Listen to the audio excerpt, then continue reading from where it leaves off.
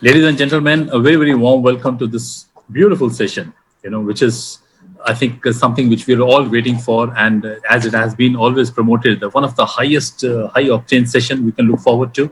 And as we all know that financing is one of the key parameter, one of the key leg of the entire renewable energy sector, right? We might be talking about policies, we might talking about technologies, regulatory frameworks, but financing is such a key element that everything hinges actually around it.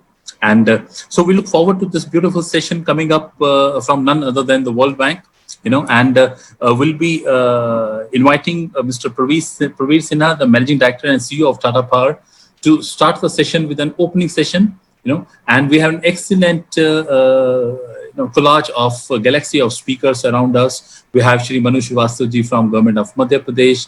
We have Vandana Gombal from as a editor from Bloomberg New Energy Finance. Mr. Sanjeev Agarwal from Amplus, CEO, and of course Saurabh Agarwal, representing CDPQ, and our sole international guest, Mr. Hemi Bahar from International Energy Agency.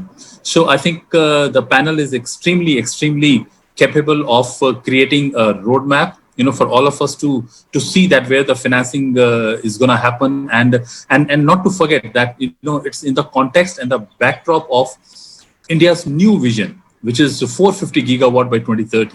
And that's something good about India, that we are pushing our limits, we are pushing the our aim. And at one point of time, we were talking about 175 by 2022. Then before that happened, we have set ourselves a new bar. That's how the whole idea. Let's keep this ceiling going up and up. And I think with a lot of consultation process, I think Amit from World Bank has actually come up with a very nice list of panelists and the kind of session pointers. So Amit, over to you, and good luck. And first and foremost, before I invite Amit, let me invite Mr. Praveer Sinha, Managing Director and the CEO from Tata Power, to give his opening address, and then we'll take the panel forward. Over to you. Thank you. Thank you very much, and good afternoon to everyone. Thank you for having me in this webinar. I don't think there could have been anything more appropriate about talking about what is this vision of 2030, 450 gigawatt of renewables. This is something that everyone has been talking about. And I think a very strong foundation of this has been set in last many years. The way the global market has changed, where decentralization, decarbonization, digitalization is now a norm. Everyone globally understands this. And this is the theme on which everyone has been working in the power sector. In our country also, we have been very ambitious in setting targets for ourselves. And this target that we have set for ourselves is not only in terms of doing a 175 gigawatt by 2022, but the breakup of this has been done in such a way whereby it talks about decentralization also. And it's not just talking about the utility scale opportunities that we have. And I think that's what is the important aspect, that when we look at how do we go and reach a target of 450 gigawatt, how do we decentralize it? And just to share with you some of the context in which that I've been working on, is that there is a huge opportunity. I was looking at the data. Today, we have in our country something like 3 crore pump sets. 88,000 of them are diesel operated pump sets. We have only right now 3 lakh of pump sets which are solar pump sets. The country has a very ambitious plan under the Kusum plan that by 2025 we'll make it 30 lakhs. But we are still miles away from the target that we should be. So 3 crores, 3 lakhs, 30 lakhs, I think this can be much more. Similarly, when we talk of the supply of electricity, we talk of supplying everywhere. The Saubhagya scheme of the government talked about that we will supply electricity to each home, to each house in the villages. They have done that, but there are villages where we are not able to supply for industrial and commercial activity. 6 lakh villages, more than 6 lakh villages. We are talking of reaching them and supplying electricity. How do we make this a plan whereby every village has a microgrid where it can generate its own electricity and meet its requirement rather than depending upon the state discom? Many of the places that I have visited in the rural part of India, the distance from the closest town to the village ranges from 20 kilometers to 200 kilometers in northeast. Why do we have to take distribution lines and transmission lines for 50 kilometers, 100 kilometers, 200 kilometers, where the supply in the village is only of 30 kilowatt to 200 kilowatt? So I think there is a great opportunity for us to go and do a whole hog of decentralization.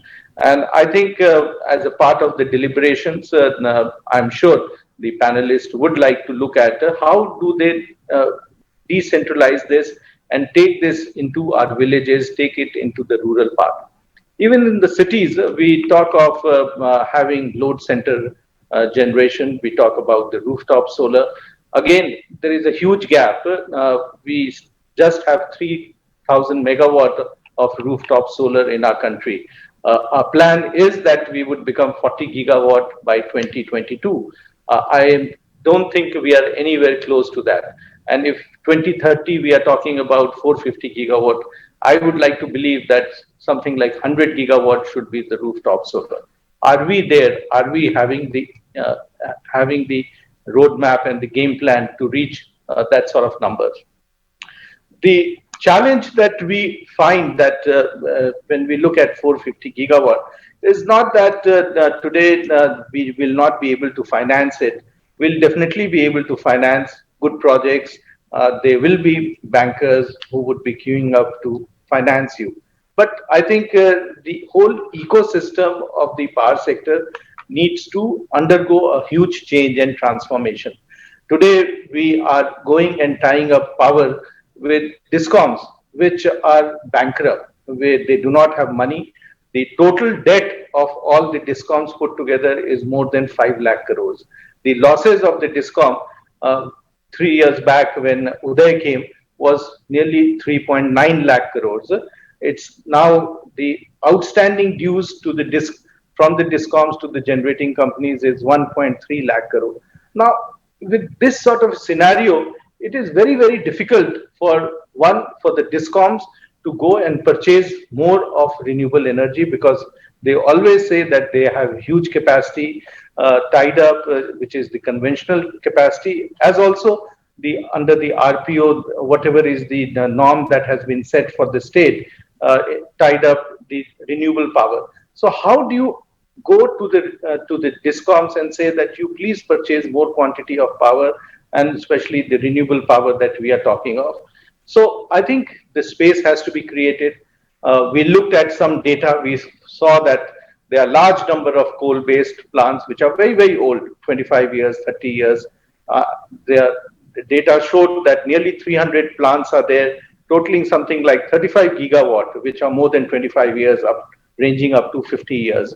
There are again large number of plants which are 15 years and above, which have already repaid their loan and can possibly move away from the long-term PPA and supply through the exchange, and thereby make the exchange deep and more competitive also. So I think first of all is the discom reforms has to happen if we have to really make the 450 gigawatt a reality in future. Secondly, the decentralization. Today, for every unit that the discom supplies in rural or semi-urban areas, they are losing money, and it can again range from 10 to 20 paisa to in some states going up to 2 rupees.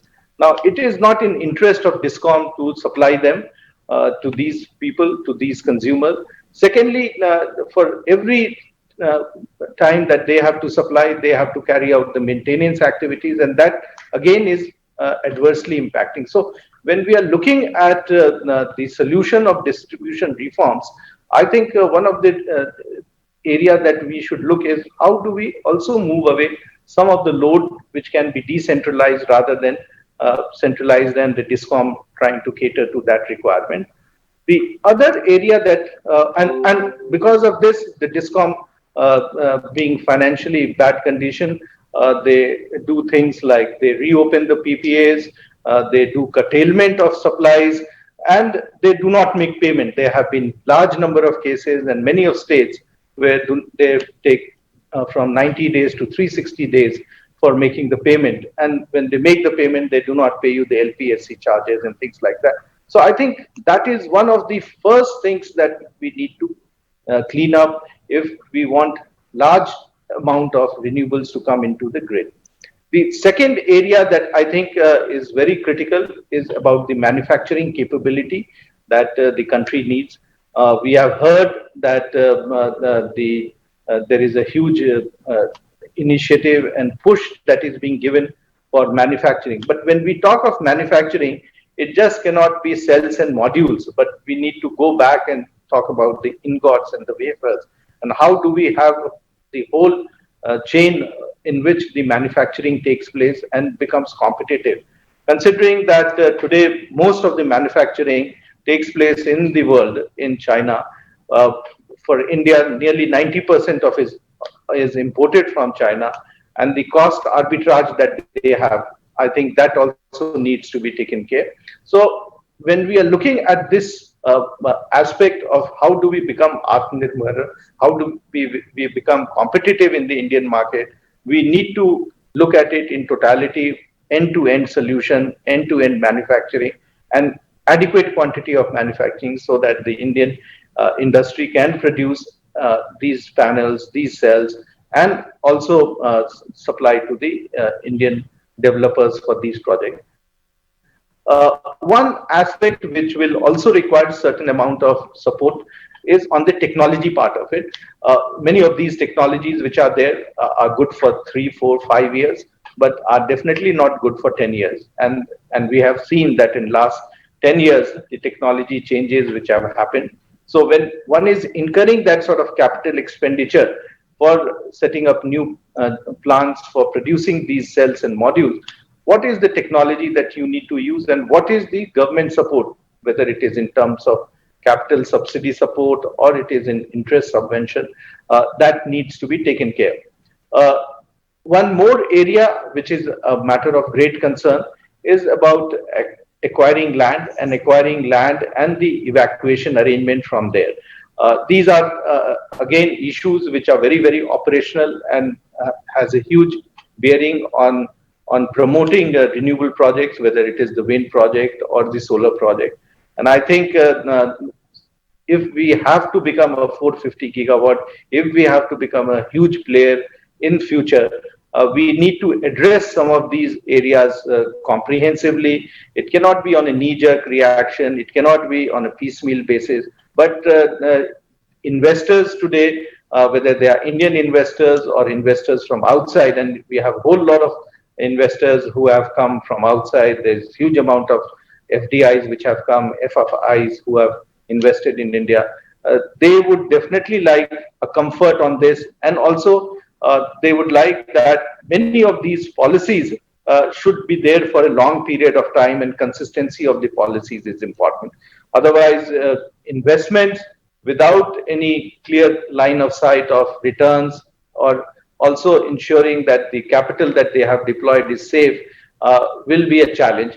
And I do feel that the way the country is giving push to the renewable, we are at the right place at the right time.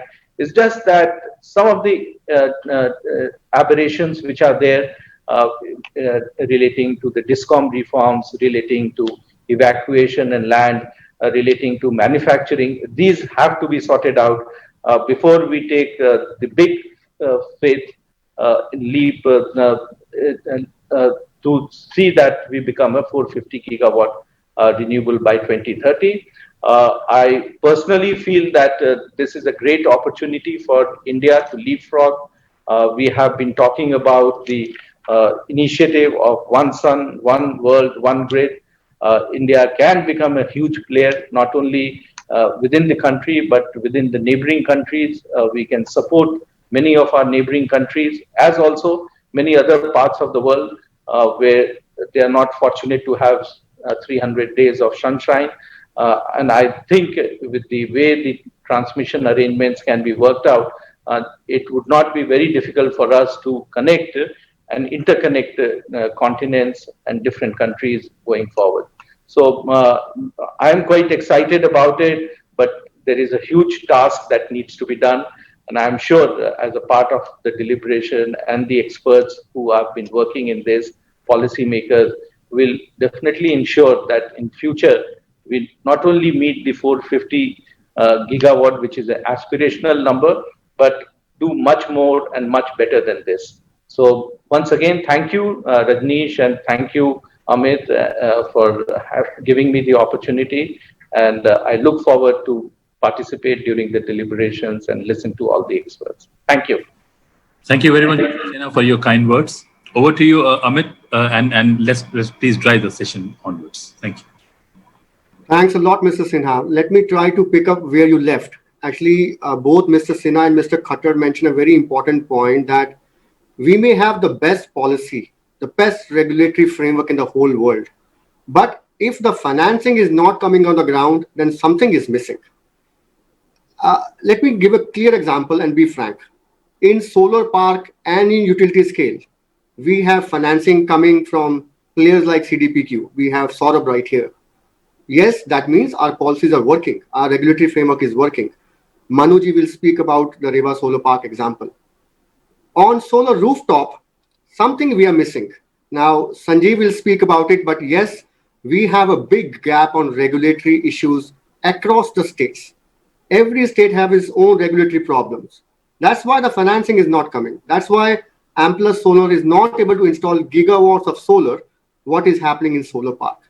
So when Mr. Sinha mentioned the importance of decentralized energy, the challenges has to be identified of bringing the financing into picture. It's very interesting to know that there was a recent study by ICRA, which said that out of 175 gigawatts, we will almost meet our targets on utility scale solar, utility scale wind. Where we are going to miss our targets is decentralized solar. Solar pumps and solar rooftop is the one which are laggards, which are pulling our targets downwards. So we have to be more cautious of what we are doing right and what we are doing wrong. But let's move forward. And when Mr. Khattar said that we were very careful in shortlisting the panelists today, the reason we shortlisted all the panelists today is because everybody has a dream. And this whole session is going to be about dreams. 3 years back, it's my personal example, I can tell you, that Mr. Srivastava had a dream in Madhya Pradesh that I have to bring a state solar park PPA at least competitive, if not better than NTPC and SECI. So he will share that dream. Miss Anita George from CDPQ, when she was in IFC, she did an equity investment in Azure Power. Now, on the other hand, with CDPQ, and Saurabh can correct me, they have a 51% shareholding in Azure Power. So a dream 10 years started with Miss Anita George, where she has seen IFC, World Bank, and now CDPQ, are different parts of the different game. Again, by way of doing this, I'm also introducing the panels. Mr. Agarwal, when started solar rooftop 5 years back, nobody thought that Amplus will become one of the leaders in India, and they will be able to divest their assets by Petronas from Thailand. The reason I'm giving investment by Petronas, it reinforces the credibility of Amplus in India because they got a very good valuation by international investors. And then Mr. Vandana Gombar, who has been earlier working with Business Standard, has several dreams and have seen Indian renewable energy sector for the last 10 to 15 years. So every panelist is going to discuss one or other dream over there. And we have a special guest from IEA, Mr. Hemi, who will give us an international perspective. How IEA looks at India from a prism of how credible we are from a financing point of view. But let me just finalize by saying the first dream, if we may all agree, was taken with Gujarat Charanka Solar Park in 2009. Gujarat, as you may know, was the first state to bring a state solar policy before National Solar Mission came into being. So a 15 rupee, a very expensive tariff in Gujarat, and again, Manu, you can correct me wrong, has given learnings to Rewa Solar Park in Madhya Pradesh in one way or another. So a dream which started in 2009 to till now, what we are all going to discuss is, let us see if we can realize our dream of this 450 gigawatts in reality or not. So let me stop here and ask Mr. Saurabh Agarwal right now. The reason, Saurabh, I'm asking you to go first, because you have the maximum $1 billion in your hand. So that's the only reason you're going first. None of us are as rich as you. But tell me seriously, in every panel discussion or when even Bloomberg reports, they say that India can only become a leader in solar, of which we are. But if we want to achieve our target, we can only do if the FII comes, if international money comes in both equity and investment. And CDPQ is the international investment, right? And as I mentioned, you have been a major stakeholder in several investments, starting from Azure to CLP and to other.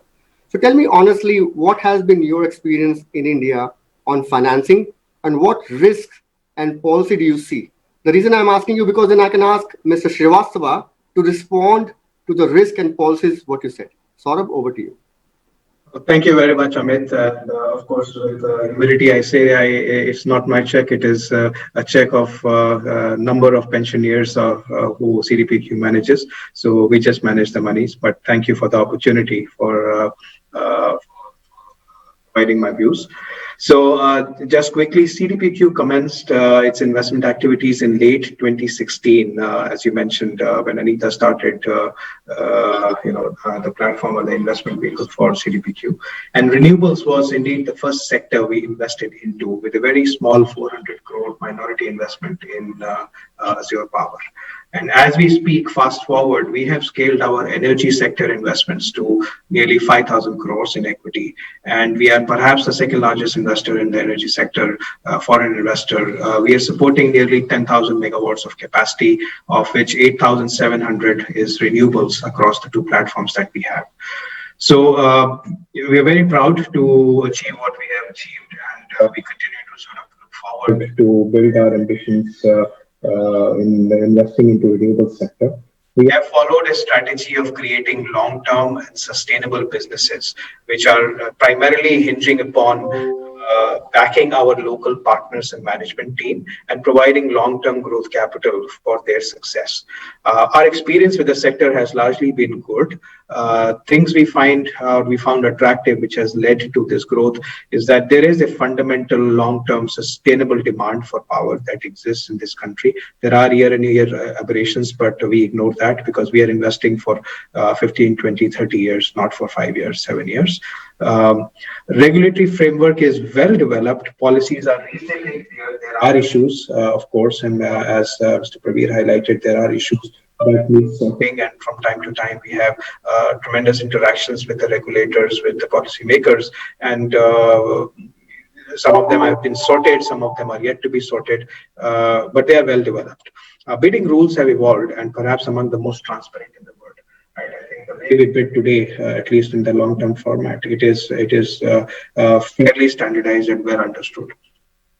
However, if you ask me, where do we see, or maybe before going to what concerns I have today as a long-term investor, I just want to articulate a little bit of a fact or data, right? Today we have 73 gigawatts approximately of renewable capacity, which is installed capacity. Almost entire of this is in private hands, almost entire. There is not much public capacity installed in this renewable. Even so starking is that 80% of this capacity has been built on the back of some foreign investment or the other, whether it is the equity investment or the debt investment. So primarily our renewable sector is what we have done so far has been on the back of a number of foreign investors. And I think the reason I say this is because experiences of these foreign investors, not just ours, will therefore shape in some ways the decision of future investors who are going to come in as we take 73 gigawatts to 450 gigawatts. There is still a long way to go from where we are today to where we want to be. And so it's important that we take these experiences with some degree of seriousness and try and sort of sort out some of the issues. So what is most important for us? What the most important for long-term investors is predictability. Predictability in regulation, in policy, and in contract. Any ambiguity that arises, and in fact, more importantly, any ambiguity that is not solved in a timely fashion, it pushes the investors back in terms of making fresh investments. So it's really critical to ensure that when any issue arises, because no one can predict everything, so issues will arise. We realize that. But the important thing is that the issues have to be picked up. They have to be solved in a timely manner. And if they are not solved for a long time, then investors, they run on IRR. Time has value. Time has monetary value.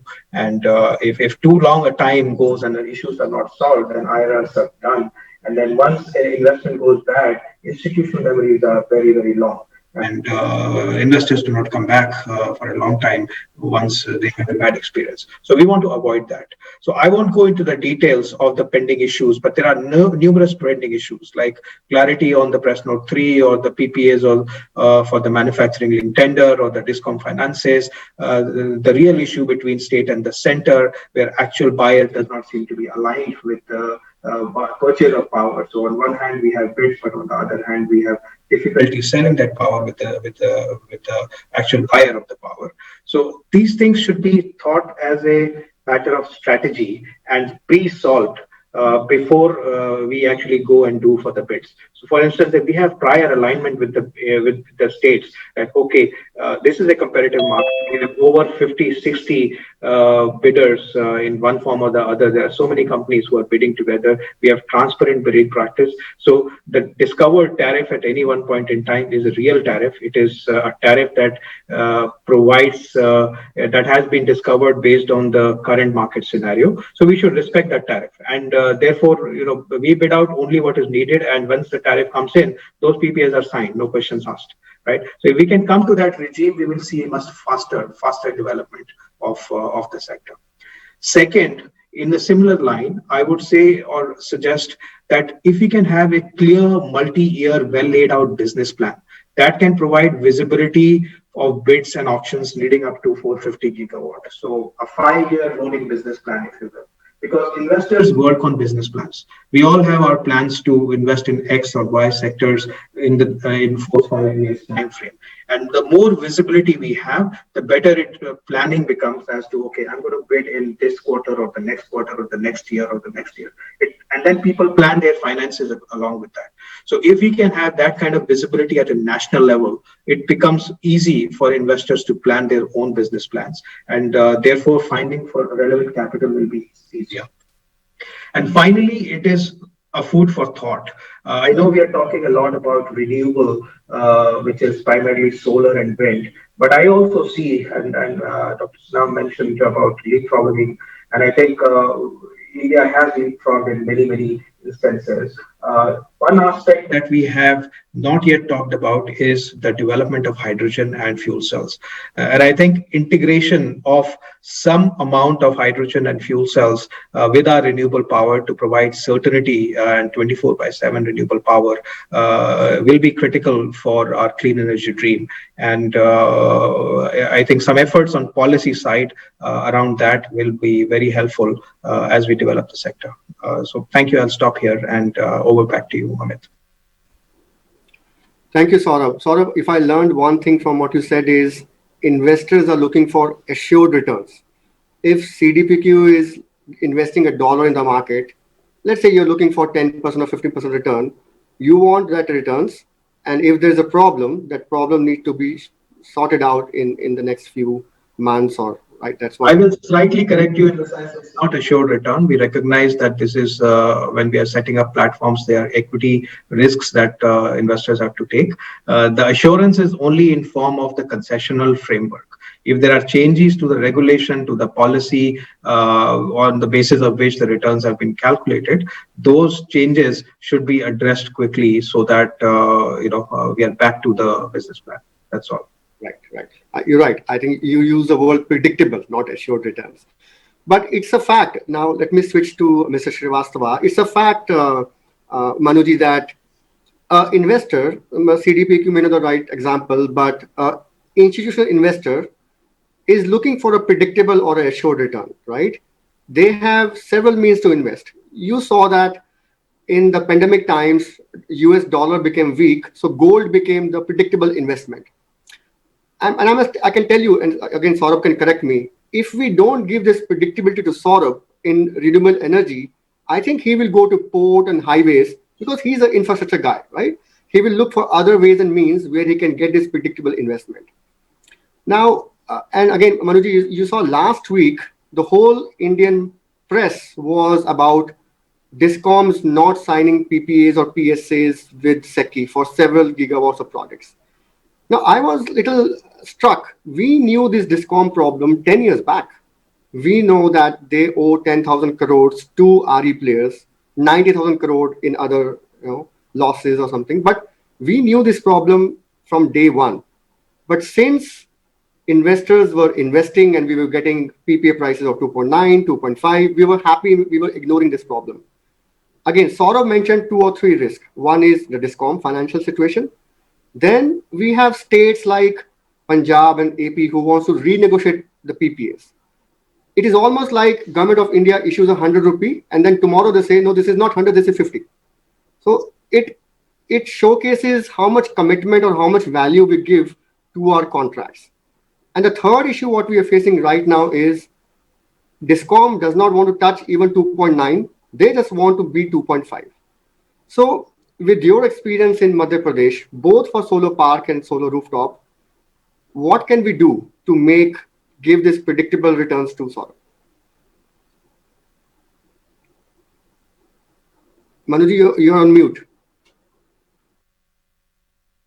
I would agree with Saurabh that what is of great concern to the is the certainty of investment, the certainty of returns they're getting. I must add that you talked of Riva project. Riva is considered one of the projects which sufficiently the projects and the developers, the various bidders, even those bidders who did not win the project, they saw it as a de-risk project. Global infrastructure facility, which is something created by the World Bank to encourage multilateral investors, various pension funds that Saurabh was talking about, various foreign institutional investors who usually do not participate in emerging economies. Because Riva was seen as a low-risk project as to how such investors can be encouraged to come and invest in emerging economies. So I was asked to showcase Riva in global infrastructure facility. So what made Riva stand out was the fact that apart from policy, we had a careful structuring of the project. By that, I mean that we worked overnight to mitigate the various risks, the various uncertainties that go with the project. As Saurabh rightly said, that you cannot finish all the risk. I mean, entrepreneurship is essentially risk-taking. So there are some risks that obviously remain, but we try to have an appropriate allocation of risk between the various risks. For example, when I said that we try to de-risk the project, one of the biggest risks that projects face these days is availability of land. You can understand how difficult it is for a private company to arrange for land. I feel that arranging land is a responsibility of the government. If government can plan for land, it's far more challenging for the developer to go and buy the land. So when we went in for the project, the entire land was tied up with us. And it was made known to the bidders before the day of bidding. So we had a transparent data room where all the data regarding how much land was available with us was put on the data room so that the bidders could actually see as to how much land was available. And on the day of bidding, they could see that as much as 98% of the land was actually available. So they were confident that as soon as they bid, they can start with the project. And it's a serious project. Similarly, we had addressed uncertainty regarding evacuation infrastructure. All of that was developed with us. And the stages that reached the development of the electrician infrastructure was again shared with others in the town so that they could be confident that the situation would not arise. They have put their guns and the evacuation infrastructure is not there to evacuate the power that is generated. So basically, one of the solutions could be a decent plug and play project rather than uh, the project proponent sitting back in an easy chair and issuing a tender and expect the applause when the rates are low. And someone like Vandana publishes our positive news the next day. So the focus has to be working seriously as in a plug and play to ensure that whatever can be done by the government, by the project proponent, can be done so that the risks that are bigger risks for the government and can be better handled by the government are handled by the government. And the developer then looks after what he's best to do, arranging capital, setting up the project, and all that. This, in my view, do two things. A, bring down the cost of solar power. And secondly, reduce the numerous accidents that we're seeing these days. Large number of projects are built at full rates. There is a lot of enthusiasm. There is a lot of all-round applause when the bidding happens, but the projects actually don't reach a stage of fruition. I want that should a it also reduces the confidence that investors, especially foreign investors, have in India, have in our system, have in the renewable energy sector. Secondly, it reduces the seriousness or the credibility of everyone involved in the entire process. So I would say that a strong plug and play projects is a better way of structuring projects, and this is what we had tried in Riva, and we were successful when we were giving subsidy to achieve a target at 4.5 rupees. We got a first year tariff of below 3 rupees. One of the reasons was that we could deliver strong again where everything was ready and we delivered everything on the matter to the developer. Then another important thing is that the procurers are ready. It's a very strange situation. The bidding is gone into without the end procurers being ready. And after intermediary procurer cannot absorb the energy. So you should have the procurer ready before you go for the bidding. And I would say that the rate of bidding should also reflect the bankability or the creditworthiness of the ultimate procurer. When we went in for Riva, we already knew that 24% of power would be taken by Delhi Metro and 76% of power would be taken by MP Discoms. We realized in our discussions with the bidders that the credit rating of MP Discoms is not good. So we went to the MP government and talked of sovereign guarantee that Madhya Pradesh government gave. MP Discoms, if they don't pay in time, MP government would pay in time. But the point is that the issue of procurers was addressed a priori. We did not have a bidding, get in newspapers for the rate, and then go to market looking for procurers. We had the procurers, and the procurers were a part of the entire development of transaction structure.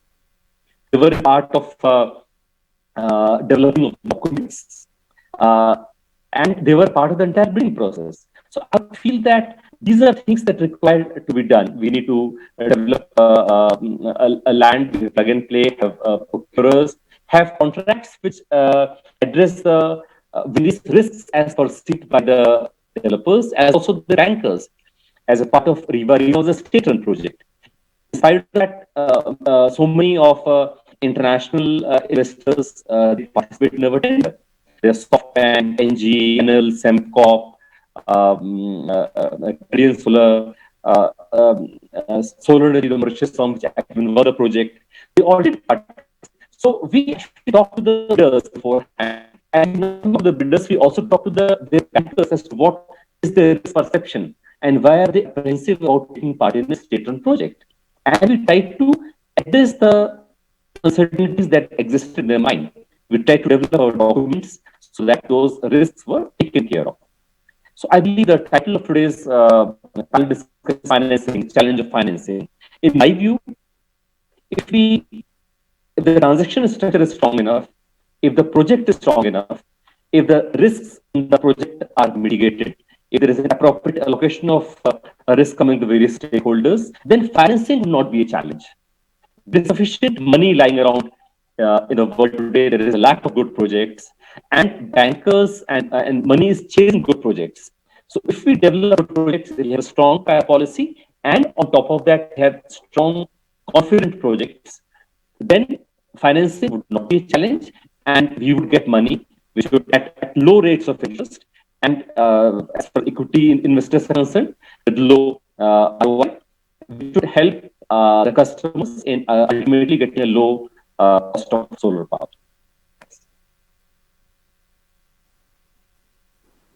Thanks a lot, Mr. Srivastava, for the on-ground views. Mr. Srivastava, we have some audio problem from your side. May I request you to either log in again so that there's in the next round of questions we have a better audio from you. Thank you. Now, Hemi, if you have noticed in this panel discussion, everybody's Indian. So we have a bias towards India is doing great, financing is going, we are moving ahead. The only person who can give an honest view is you. First, because IEA being an international organization is bound to give an honest. Tell me, what are the three things from a global outlook where India can do better to have an enabling environment? You heard Saurabh, you heard Mr. Sinha on the challenges, some of the solutions being provided by Mr. Srivastava. What do you think from an IEA point of view? What are three things we could do? Thank you very much, Amit. It's a pleasure to participate in the panel. And I'd like to give very quickly my perspective working with more than 40 countries at the IEA. Everybody is saying similar things, saying that there is money. Money is not a problem. There is India has one of the cheapest costs in the world of solar and wind. This is proven cheaper than, in some cases, existing coal plants, let alone the new ones. Definitely cheaper than natural gas. So there is no cost problem. There is no technology risk problem. So nobody is seeing wind and solar projects as risky projects anymore in the world, including India, I guess. So that's not a problem. So why India is far away from its already 125 gigawatt target? 175 gigawatt target by 2022. The answer is actually pretty simple in our opinion. You have in the world all the countries unfortunately repeating the same mistakes on renewable policies. And this is not only India, many countries have done this before. Which is mentioned, which sounds very simple, but giving a long-term perspective to renewable energy investments. Otherwise, considering that wind and solar plants are like coal and gas plants will not work. So in that sense, all the investment is upfront, and in India with very low investment costs, 60 to 70% of this investment is debt and cost of debt and equity. So without any long-term perspective, it's not going to happen. And the most important thing here is, we repeated this, but I would like to reassess, is the predictability of the policy.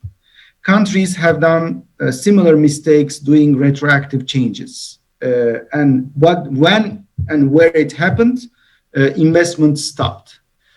So in that sense, the revision of the prices or relooking at the contracts, renegotiating of the contracts is basically, in my opinion, one of the biggest challenges that ahead from the renewable energy industry in India, wind and solar in India.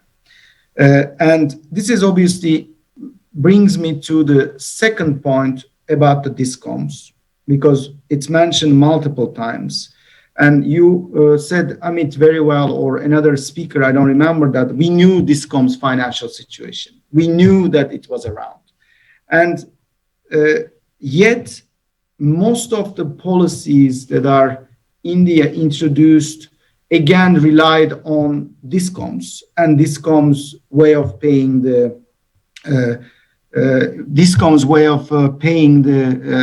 the generators. So let's all agree that before reaching the 2022 target, discoms problem will not be resolved.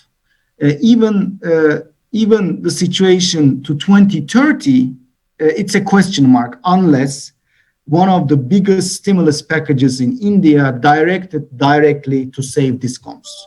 You are more expert than me. If this is going to happen or there's a chance that it is going to happen is a question mark. But I think the operation of the Indian market should take into account that discoms will remain a challenge in terms of the payments. And the question is, which brings me to the third point, how to solve this problem. And there is a new wave of investment type all around the world for renewables. This is not to rely on one single revenue stream, which means that you need to be able to diversify the revenue of a wind plant, which means that, or a solar plant, which means that you take some from the merchant revenues, some from the PPAs that you get from the auctions, and the others from the getting from the with the bilateral contracts with the companies. I know that there are some network charges in some states for the bilateral contracts and so on and so forth, but I think the way out of decreasing the risk coming from the discoms is as much as we can diversify the revenue stream of renewable energy projects. Otherwise, we will keep coming to the same discussion about the payment delays, about the risk of the discoms paying or not paying the situation. And coming to the other point, which few people mentioned, is the distributed generation. Amit, we had long conversations about this.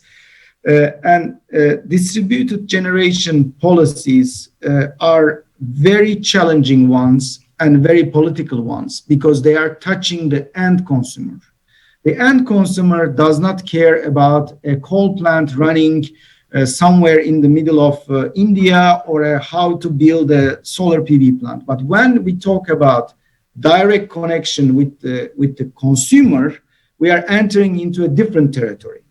And we should recognize that policies in this kind of territory is not only affecting the consumer, the way they consume or produce the power, but also the way how the electricity market is structured. So in that sense, for the sustainability of the distributed PV sector, there is one way to go, is to choose the policy that will have the balance between discoms, consumers, and the regulators. Otherwise, we will have inequality problems like we have in any parts of the world between the PV and non-PV consumers. We will have discoms losing money from their most beneficial customers, such as commercial or industry, and they won't say yes to this. So in that sense, we need to find a balanced way. That's why I think any policy that is shaped around to de-risk distributed PV financing should have a perfect balance between the distribution companies, consumers, and the regulation. And currently, this is not the case in India because you have on the one side discoms that are protesting to implement the net metering because they think they will lose a lot of money. On the other hand, consumers are investing, but with taking into account the risks of the charges that they might not get paid. And that's why there needs to be a more sustainable policy solution, to me, more or less at the central level to address the risks. Because at the state level, this will be much more challenging for investors to invest in distributed PV. And I will leave it there. Thank you. Thank you very much, Hemi. Now, Vandana, you heard different speakers discussing about challenges and opportunities of financing. Now, Bloomberg is probably one of the most credible sources of data across the world, where everybody refers to the resources, the analysis done by BNEF. I know that, and I know that you have been asking some hard questions in the past couple of months from policymakers in India and how we are going ahead with manufacturing or Atmanirbhar. So, where does Bloomberg see the RE outlook of India in terms of the current investments happening in the past couple of years? Thank you, Amit. Thank you for having me. I tend to look at the brighter side of things, and that happens because I look at data, which we put out, and it usually is very encouraging. So we put out a report yesterday, actually, so it's hot off the racks. It's a power transition report looking at data from 140 countries. No surprises there. What Mr. Bahar mentioned, solar and wind dominate new build. They are the most competitive source of new power. What was interesting was the India ranking. So 120 gigawatts of solar added in 2019. And the largest country was China, 33 gigawatts. And the next was India with about 12 gigawatts. So the proof of the pudding is in the eating. So, you've just added, that's like a huge, huge thing, right? In terms of global solar capacity additions, India is number 2. I also wanted to quickly share just some numbers that we put out for the first half of the year, which are showing resiliency as far as clean energy investments are concerned. So just to quickly let you know, H1 2020, $132 billion invested versus $126 billion in H1 2019. So despite the pandemic, clean energy investments resilient in the first half of the year, largely due to offshore wind farms. And if I come specifically to India, we've had a run rate. I'm going to look at it through the lens of capacity addition. So if you look at renewable energy, we've had a run rate of 11 to 12 gigawatts per year. There is going to be a dip this year, about 50%, but we get back to the 10 to 11 gigawatts addition every year. Just to let the audience know that despite the pandemic, we have done 8.2 gigawatts of solar auctions so far this year up to August. I think that's the largest anywhere in the world so far. So that's just one part of what is happening in India and what makes us very positive about the developments in India.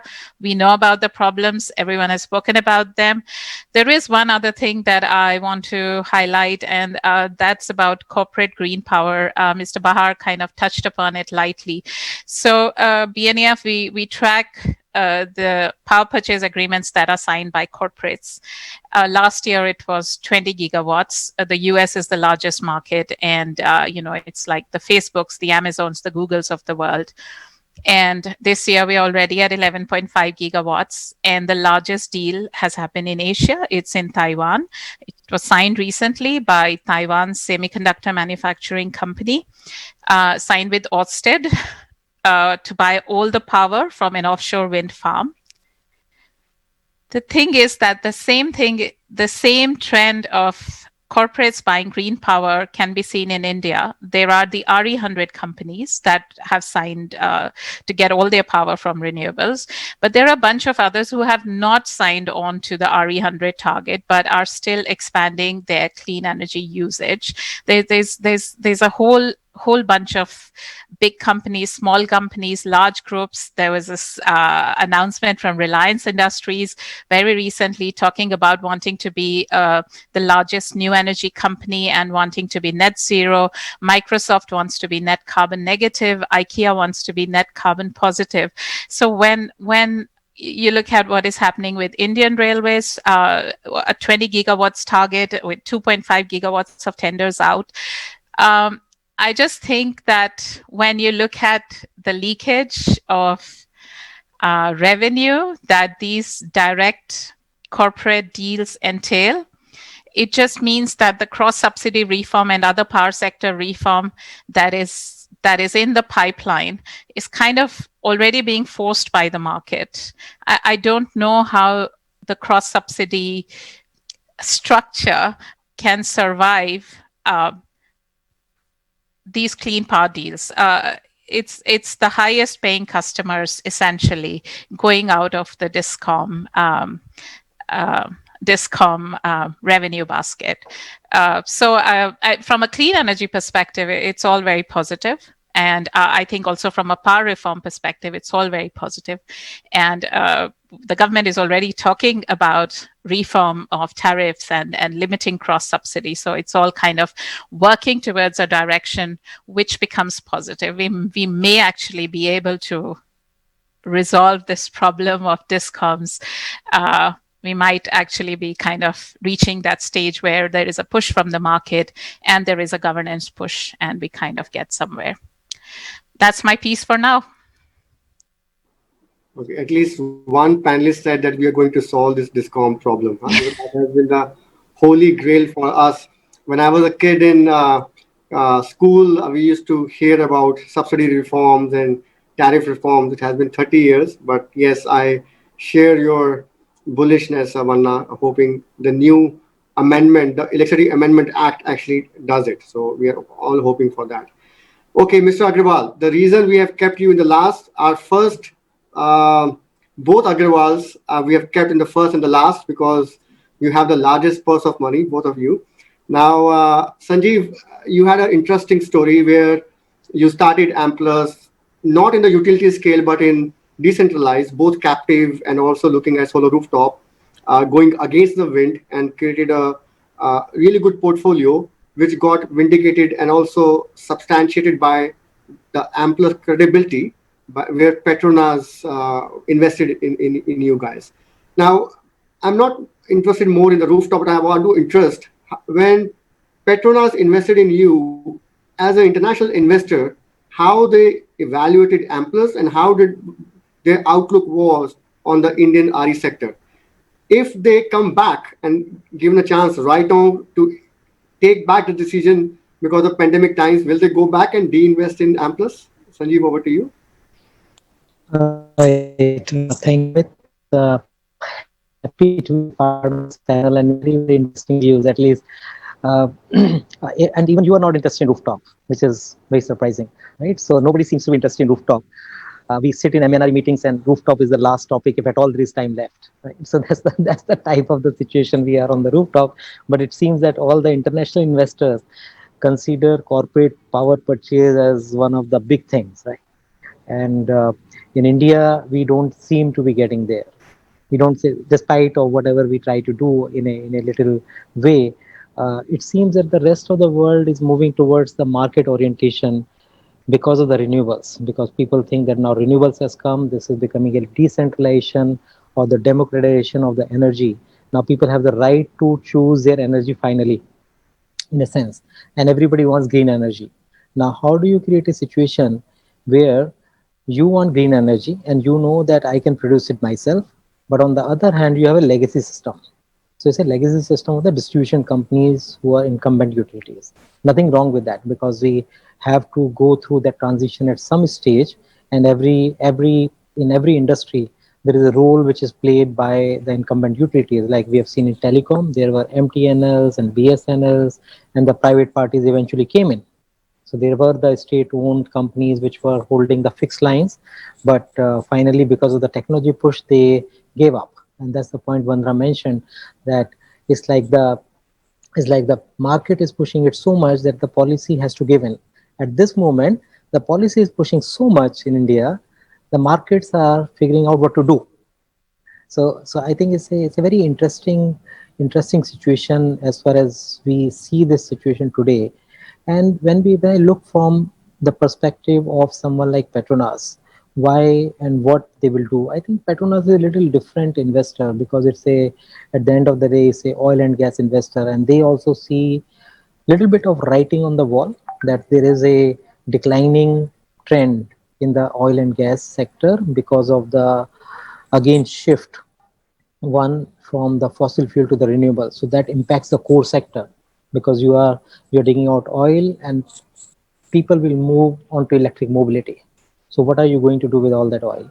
Secondly, if there is going to be so much fluctuation in the oil sector, how do you sustain yourself in a reasonably stable cash flows? And the stable cash flows come from something like renewable.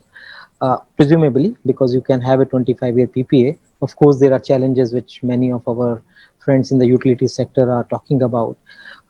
But I would say that any global company today will like to look at more futuristic rather than looking at something which is more near term, getting large PPAs signed up, but you don't know what the future looks like.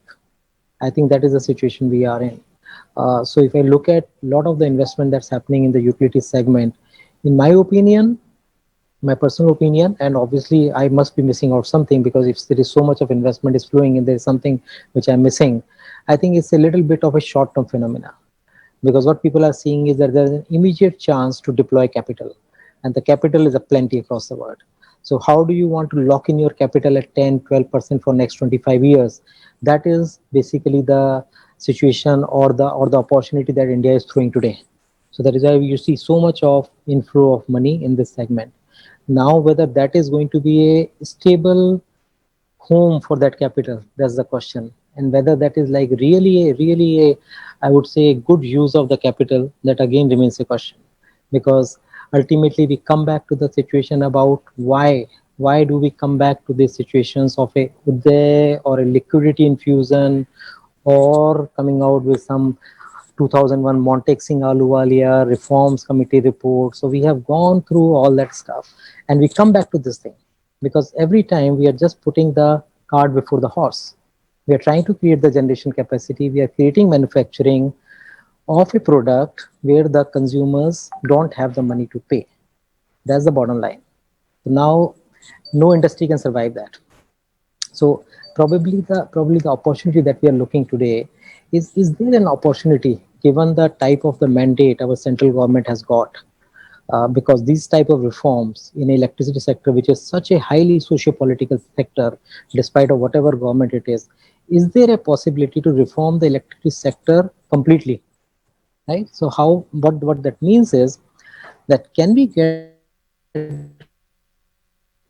cross-subsidized work, direct benefit work? Can we say that everybody pays for the cost of supply so that the distribution companies become whole, at least cash zero, right? Okay, so you're like P&L zero, you're not in losses, because as long as you're in losses, you will find 100 ways to come out of a contract to cut down the money. You will say, okay, I'm cutting down your transmission line, I'll not pay you 5%, I will not pay you late payment surcharge. So these situations will keep on emerging because your customer doesn't have. You may be as competitive as you want, but at the end of the day, if I don't have money, what do I do? So, right? So you can't really keep on pushing me beyond a certain point.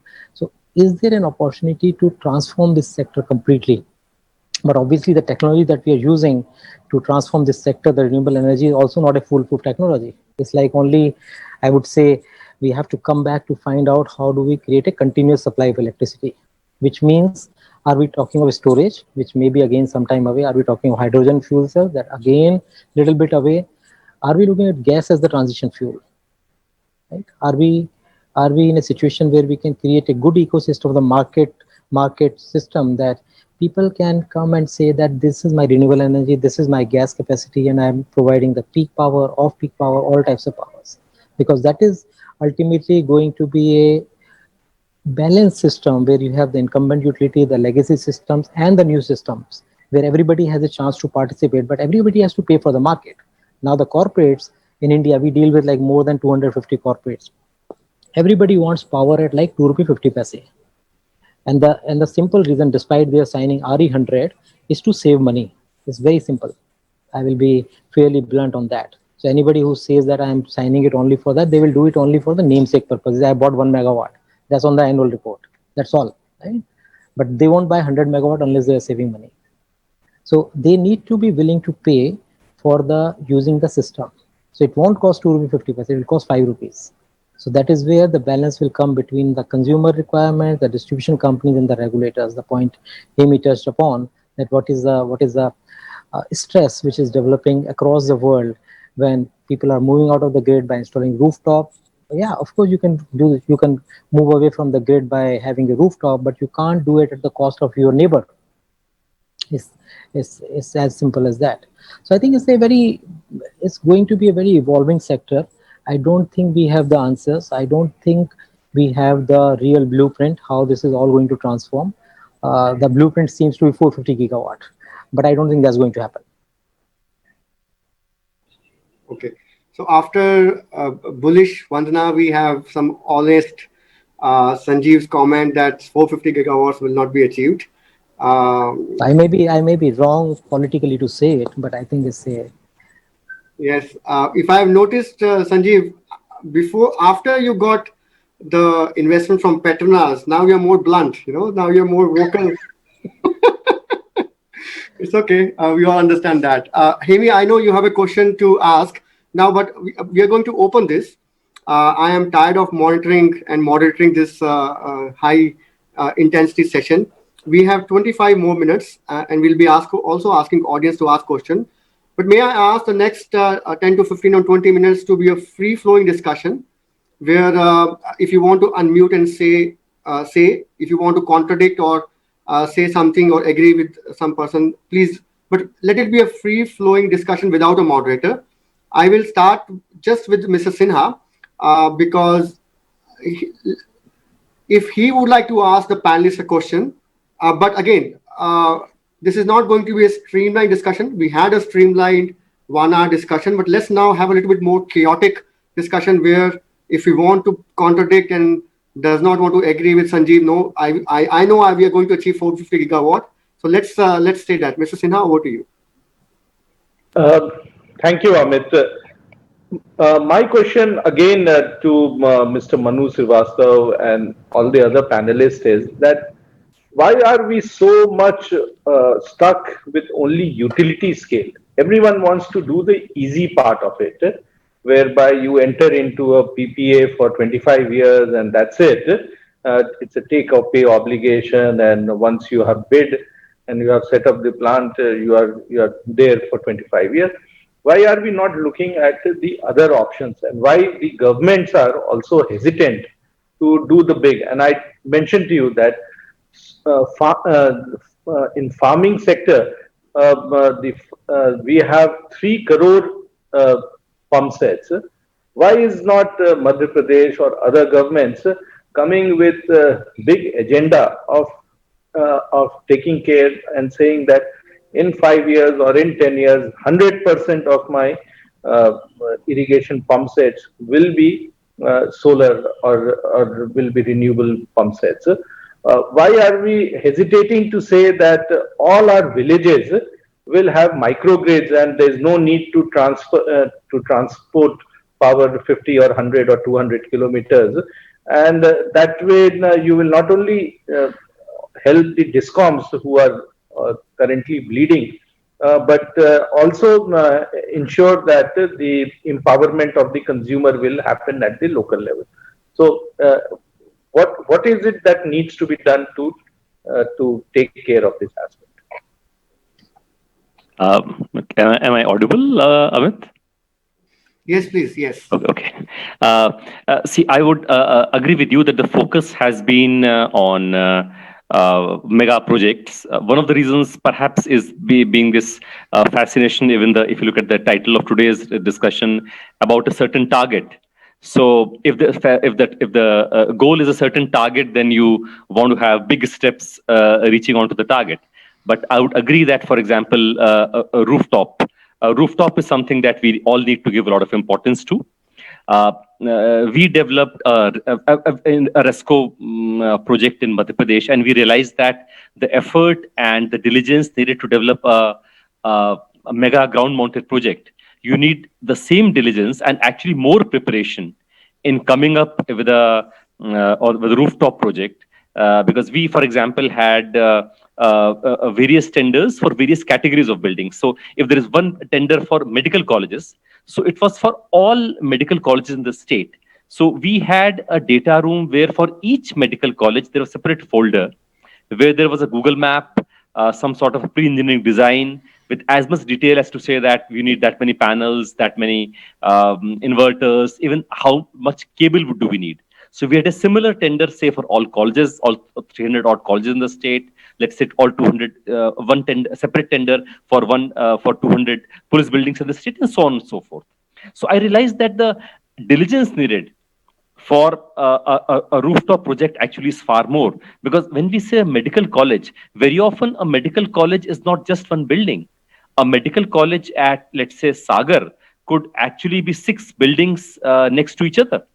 So you need some sort of a Google map and a pre-engineered design for each one of those 6 buildings. Very often they have separate meters and so on.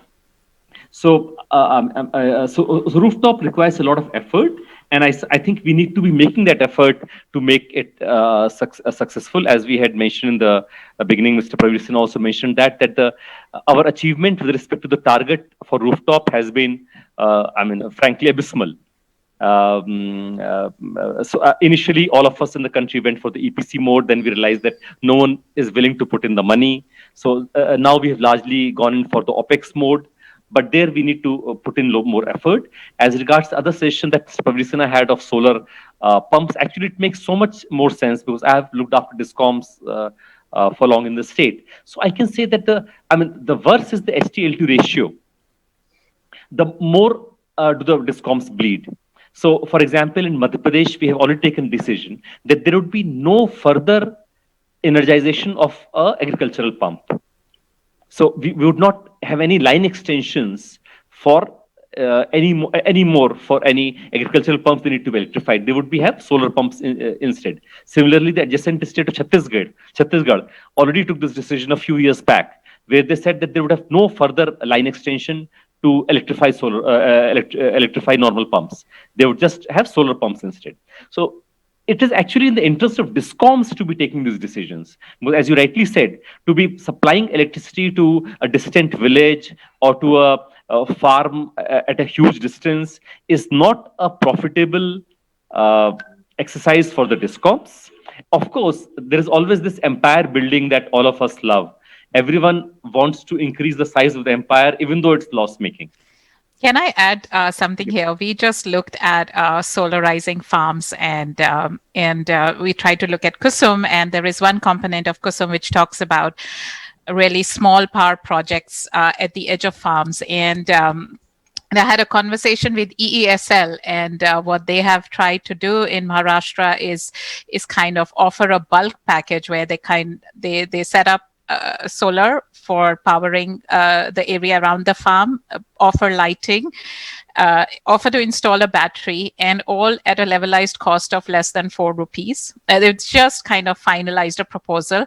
And essentially, for a state like Maharashtra, it means that if the cost of supply to that area is, I think on average, it's 7.50 rupees, it's a straight saving for the DISCOM. They're trying to take it to different states. It seemed like a sensible proposal, but my confusion, and this is a question to Mr. Sinha and Mr. Srivastav, is that when we are saying we have taken we've given access to every household, I am assuming that our grid has already reached the farthest corners of our country. Am I assuming wrong? See, the reaching the farthest corner is the easiest part. Maintaining it is the difficult part. And if you go to the villages, you will find that the line was there, but it has been stolen. The transformer has burnt, and for 6 months, no one has come and repaired. So the easy part is there because there is a capex which was given by the government of India under Saubhagya. Everyone makes money in that, the contractor and the others associated with it. But maintaining part will never happen. Secondly, when we say that we have given connection to the household, the connections to the people who require when they want, whether it is pump set or it is the atta chakki or it is the any oil expeller or any store over there, they most of the time they do not get it in the evening time because averages are hiding most of the figures. They will get it from midnight onwards when they do not want it, and average is 16 hours of supply. So the challenge is they do not get it when they want, and while the effort of the government is very good, in reality it is having huge challenge, and I think this sooner or later will have huge holes in terms of supply of electricity in rural areas. Also, I would just share with you the definition of electrification, which itself would answer perhaps the question. So, definition of electrification of a village in India is that one government building in the village should be electrified, that SC/ST habitation in the village should be electrified, and 10% of the household should be electrified. I thought we updated that. We kind of made it. I mean, I remember Mr. Goyal saying, Piyush Goyal, previous minister, saying, we have done away with that definition. We are now, when we're talking about household, we mean household, not 1%, not 5%, not 10%. Is that not changed? The target, now the next target is all the households, but what we have been successful in doing is all the villages.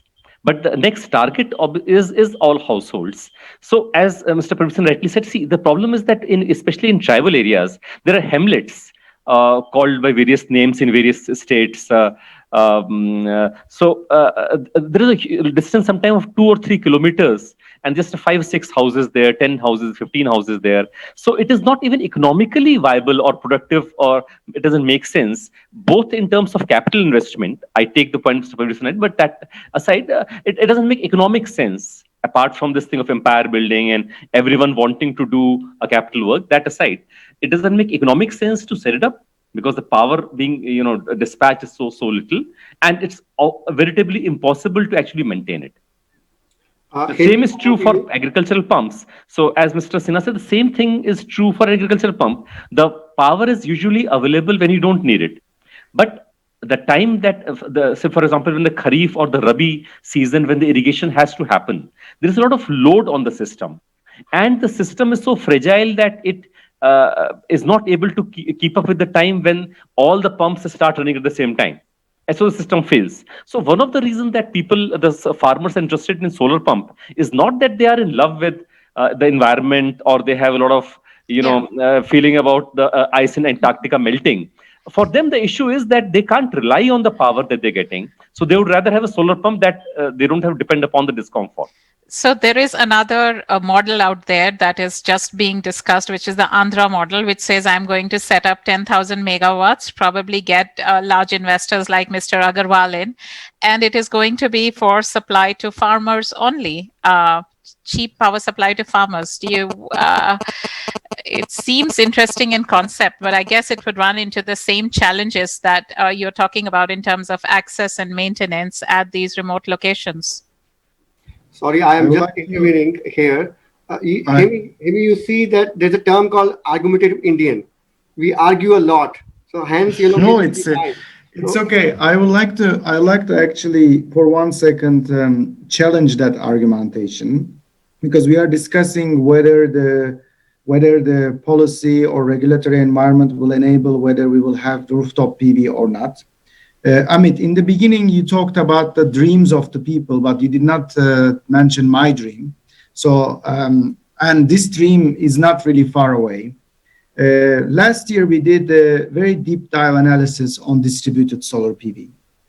And then after this long analysis about the different regulatory frameworks, whatever policy, remuneration schemes, all these things that we at length for a year analyzed in every country, I came to one single conclusion: they don't matter. They don't matter. They matter now.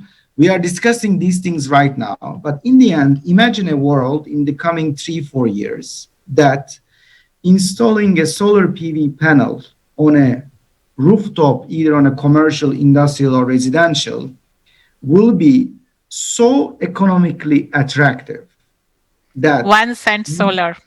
Exactly. Nobody will care whether the DISCOM buys my power, don't buys my power. Nobody will care at that point. People will say, I don't care whether DISCOMs buys it or not. I either cut it, I don't self-consume, or give it for free. We are coming to that point very, very, very closely. So discussing how many gigawatts of 450 targets will be rooftop or how much we can achieve is a good discussion. But in the end, the discussion should be, what is going to happen if we react as human beings that when we buy an apartment or rent a building for a commercial purposes, the first thing that you check now is whether the apartment has a door. It's that basic, right? If it doesn't have a door, you will have, how is that possible? You will come to a point where having a rooftop PV will be a standard thing to do. Without any additional thing. It will be part of the mortgage loans and it will be paid as a mortgage. And once you do that, you don't need to worry about any policy. But who needs to worry about today is, in my opinion, the regulators, government, and the distribution companies. How they will deal with this, it's a question that we ask the governments and we try to answer for them, which is a very difficult question. But the question of whether I implement net metering, net billing, who loses, who gains, will be irrelevant in 5 years. And we should be ready for that moment rather than discussing various details, in my opinion. That's my dream. Thank you, Hamid. Thank you very much. So we are now towards the end of the discussion.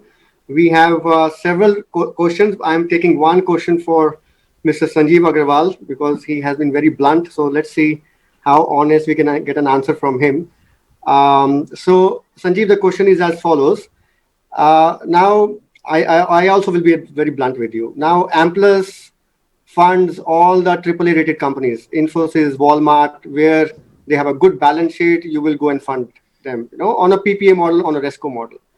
I asked you to install a solar rooftop on my house on a PPA mode. You said, no, I'm not bankable enough. So you said, I have to do on a CAPEX mode. It's an honest one-to-one discussion which I had with Amplus. So I am going forward for a CAPEX mode. The question is as follows. When the developers can do OPEX model for small MSMEs, is it possible to do risk analysis based on the fact if these MSMEs have paid for the last 15 years to DISCOMs and they can pay a lower tariff? When developers like Amplus will start funding MSMEs and poor fellows like me for solar rooftops? Yeah, you are not a poor fellow, but nonetheless, I think the future can be a guidance, but it can't be the basis for taking decisions for future, right? Past can be a guidance to us. So if a person has paid for last 15 years, doesn't mean that he will be in the business for next 15 years. So that is a basic for MSME. So what we look at is like basically not necessarily like the rating, etc., but like how viable their business is, what are their corporate governance practices, etc. Because we don't want to be in a situation where we end up installing the solar plant and the person tomorrow, because the prices go down as the solar, like if it becomes 1 cent, and tomorrow he comes back and saying like I signed with you at 4 rupees, now it is actually 2 rupees, so I have stopped paying you. So how credible these customers are? I think the credibility of the customer is more important than the credit rating. So because credit rating is only for some other purpose, but we are more focused on the credibility part. That if the customer is credible, we will set it up. And MSME, the typical problem is that business cycles are short. So they go through very severe cycles. So if they go into some like cycle of 2-3 years of bad cash flows, we can't take that hit because we are in the business of actually collecting money on a monthly basis. And that is one of the reasons we don't do the distribution company's business also. We try to do more of the private company's business. Because say it can be just like a significant cash flow, but I know that World Bank has been working on some credit guarantee scheme. So if there is a credit guarantee scheme which works even for the equity holders, then that is something which is interesting, and not necessarily only for the lenders, because lenders take anyway the second risk. The first risk is always on the equity holders. Thank you, Sanjeev. Thank you very much. Any last thoughts we have? Saurabh Aggarwal, anything from your side before we close the session? No, I think it's been a fascinating discussion, and I look forward to engaging with the panel. Thank you all of you. I learned quite a lot of things, and we take back some of the feedback from various panelists. Thank you. Thank you for inviting me. Manuji? Thanks. It was very interesting. I would just like to say that financing is not a challenge. The onus is on us to have a strong policy and stronger projects. If we do that, there is no dearth of finance. Finance would come and chase good projects. So it is onus is on us, the government, to develop projects which are bankable, where the risks are mitigated. There is a appropriate allocation of risk between stakeholders, transaction structures are strong, and I think this is the path ahead for all of us. Thank you, Manuji. Rajneesh, if you remember in a rehearsal of this panel discussion, I told you that we have 10 gigawatts or $10 billion riding in this panel discussion. So I actually did a count with Mr. Sinha. He is monitoring 10 gigawatts. Sanjeev Agrawal is probably now monitoring 1.5 or 2 gigawatts. I'm not sure if I am giving the right figure. Saurabh has invested in 1 to 2 gigawatts, if I calculate. Manuji with 750 plus 1500 is also roughly about 2 gigawatts. So we literally have 15 gigawatt in this panel, the experience of 15 gigawatts in this panel, and of course, the international experience from Vandana and Hemi. Thanks a lot, everybody, for this really exciting panel discussion. And as we discuss, we will try to come out with an article based on this panel discussion. Thank you. Thank you, Amit. It's fantastic. Thank you very much. Thank you so much for the lively discussions. Thank you so much, Dr. Jain. Thank you, everybody. It was such a pleasure to have you all. Thank you, Manisha. Thank you, Saurabhji. Thank you, Amy. Thank you, Vandana. Thank you, Sanjeev Agrawalji. Thank you so much. Yeah, I think Mr. Sinha has already left. So thanks to him as well. Look forward to connect with you all a little later. Thank you so much. Pleasure. Thank you.